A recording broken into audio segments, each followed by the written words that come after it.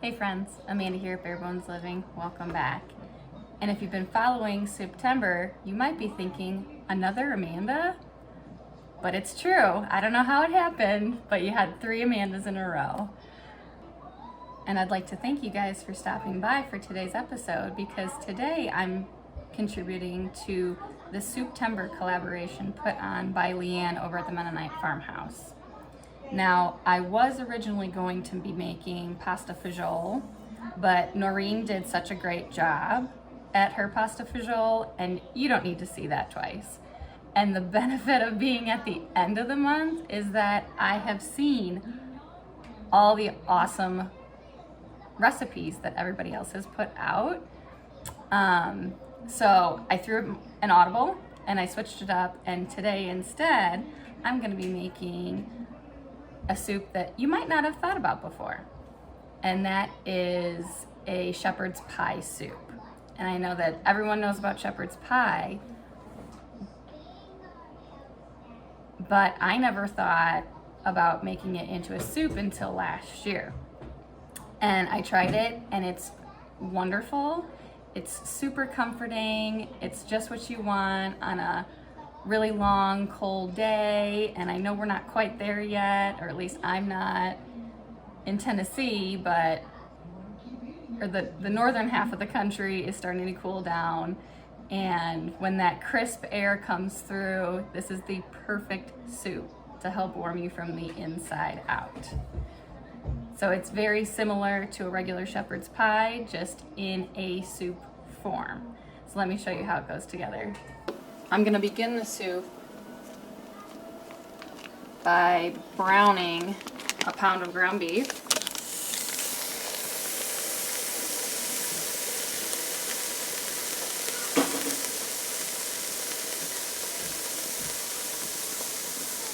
And I'm gonna leave it in here so that I get a nice fawn on the bottom. I really want it to start to brown up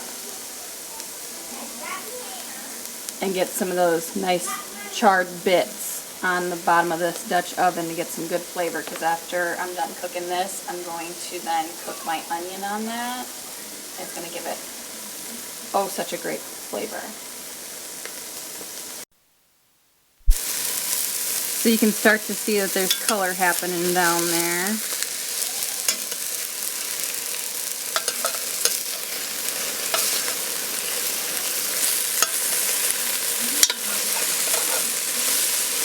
I'm just going to try to break it up the rest of the way and let it keep browning up. While our meat is browning up, we need to make the mashed potato portion of the shepherd's pie, and this is 2 pounds of my homegrown, home-canned Yukon Gold potatoes that I just canned up. Potatoes from this year, and it took me a quart plus a pint to get 2 pounds of potatoes. You could also, if you weren't using your own home canned stuff, use 4 russet potatoes. So I just drained and washed these, and I'm going to just mash them up. And the potatoes, these mashed potatoes that we're making, this is going to be like the base of our soup. We're going to add this to chicken broth, and it acts as like the thickener, along with some cream, but it makes it a nice savory broth. So these canned potatoes are quite slippery, but I'm getting them mashed, and to this I'm going to add in a tablespoon of butter and 3/4 of a cup of sour cream. I'm hoping that that helps me to mash these up and combine it.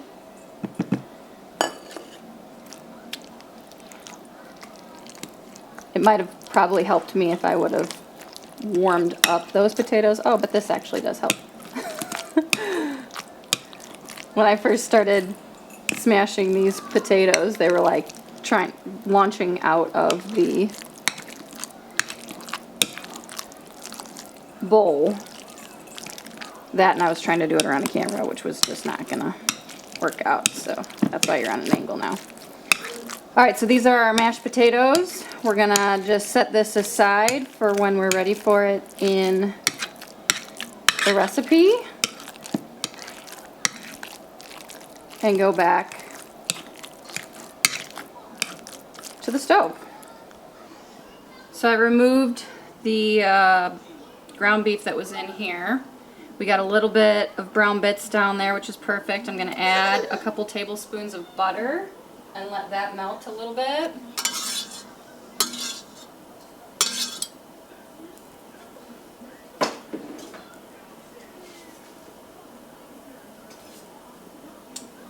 And then I'm going to add in, this was 1 yellow onion.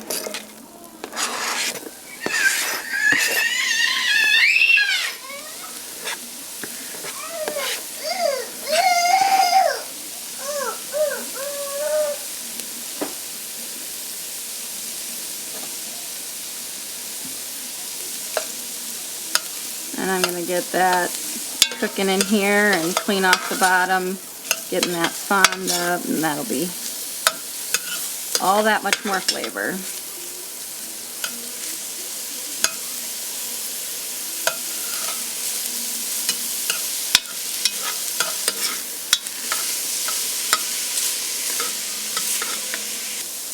So you're going to want to cook these for 5 to 10 minutes just to soften them. You see they've picked up some color, deglazed the bottom of the pan a little bit. There's still a little bit down here that we can get off when we add a little bit more fluid in there. But it's smelling delicious. And at this point I'm going to put in, I think this was about 5 cloves of garlic, but I like garlic, so. And a couple of the cloves were a little smaller, so I'm just going to cook this for another minute till I start smelling that garlic.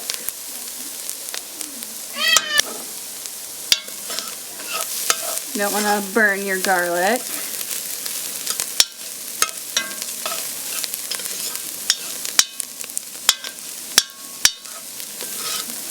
But I'm starting to smell it there, so I'm going to sprinkle in a 1/4 cup of flour.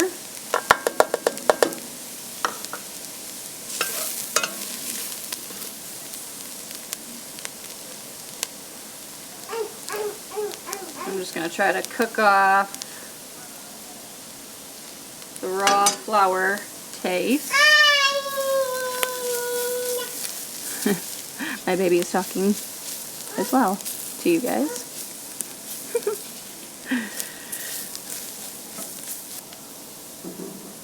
And then after you cook off that flour, you don't want it to burn. I'm going to splash in a little bit of my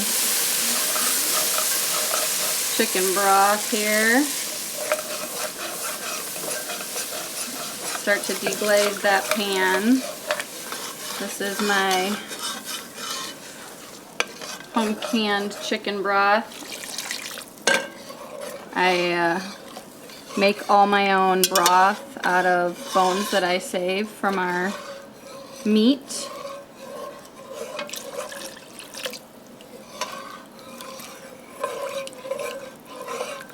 And I'm gonna finish deglazing the bottom of the pan.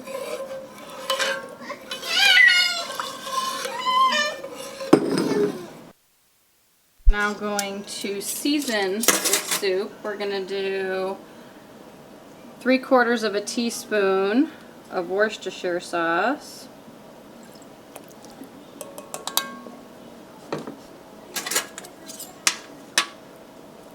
We're gonna do 2 teaspoons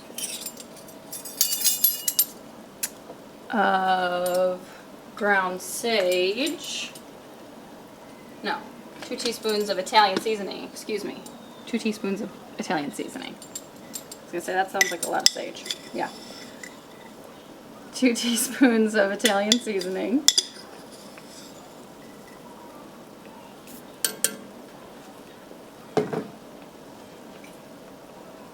A half a teaspoon of ground mustard.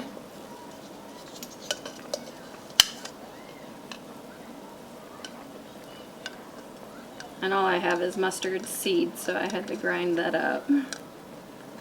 There we go.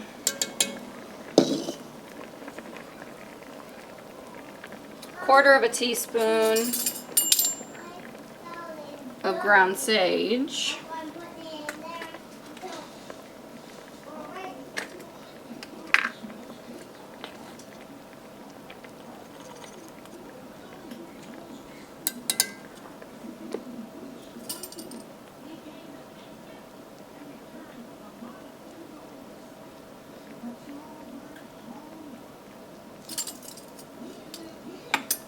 And then I'm going to slowly add in 2 cups of half and half. I actually want to stir this in. And then I'll add my half and half.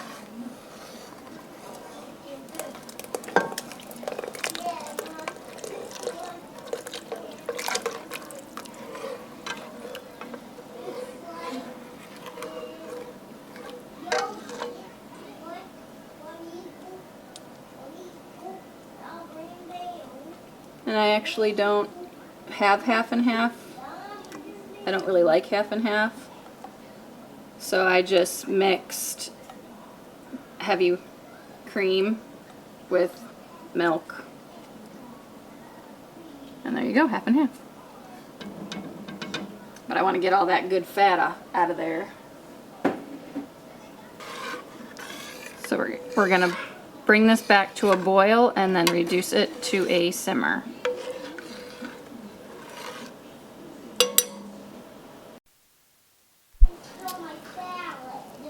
Alright, so I'm going to reduce this a little bit. And now we're going to add in our prepared mashed potatoes.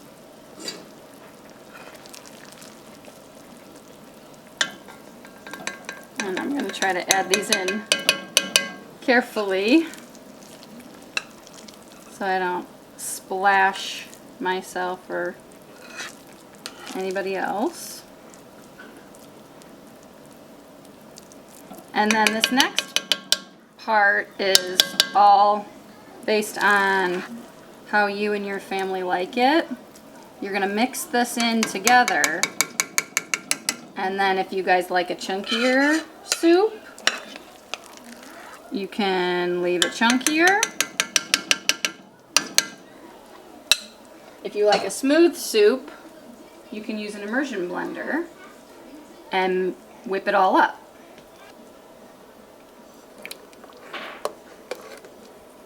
So if you were to want a smoother soup, you would want to do your immersion blending at this point, because after this we're going to put back in the ground beef, and we're going to add the vegetables. So you don't want to grind up your vegetables and stuff. So there are a couple of little clumps in here of potato.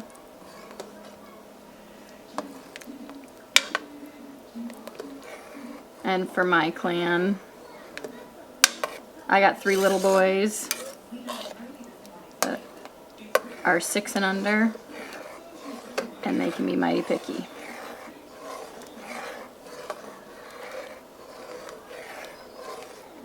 So I do think I am going to take an immersion blender to this. So after blending it up, you can see it's a nice, thick, creamy consistency. So I'm going to add in our ground beef.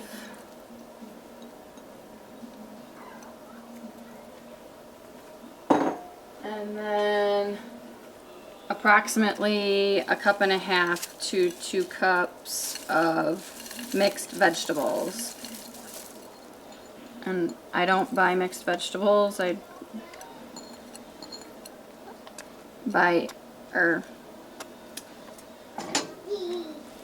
get just individual vegetables, so I kind of eyeballed that.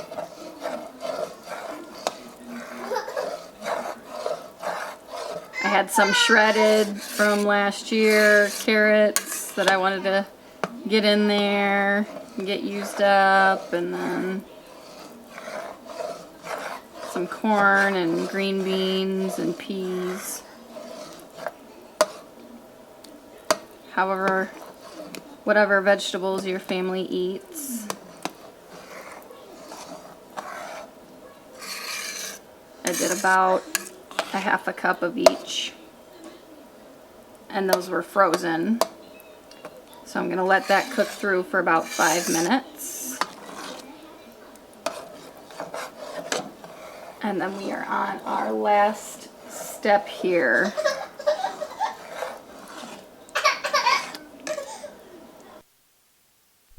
So my vegetables are all heated through. I've turned off the burner and allowed this to sit a moment so it's not super piping hot. And now I'm going to add in 2 cups of shredded cheese and try to get that all incorporated in all of the soup.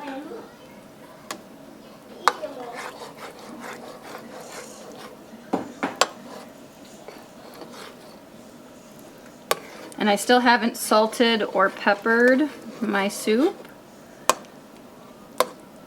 This cheese is going to add a nice bit of salt to the soup. I want to make sure everything is in before I salt and pepper.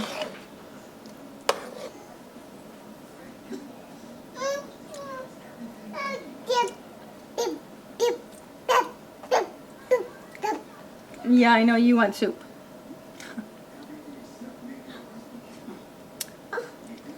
So it definitely needs salt and pepper.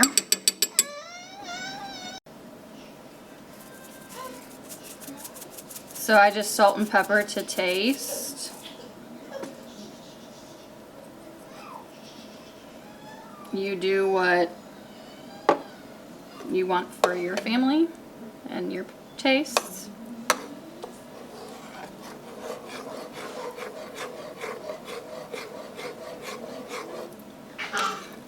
But this soup is ready to be served up.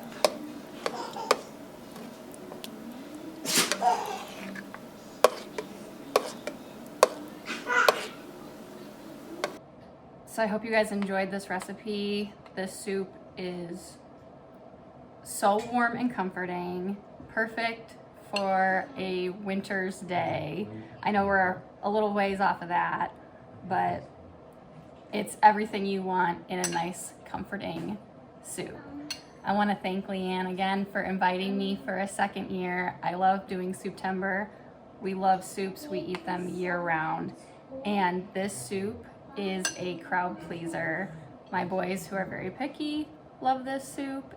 There's nothing not to love about this soup. So I hope you guys enjoy, and I'll catch you in the next one.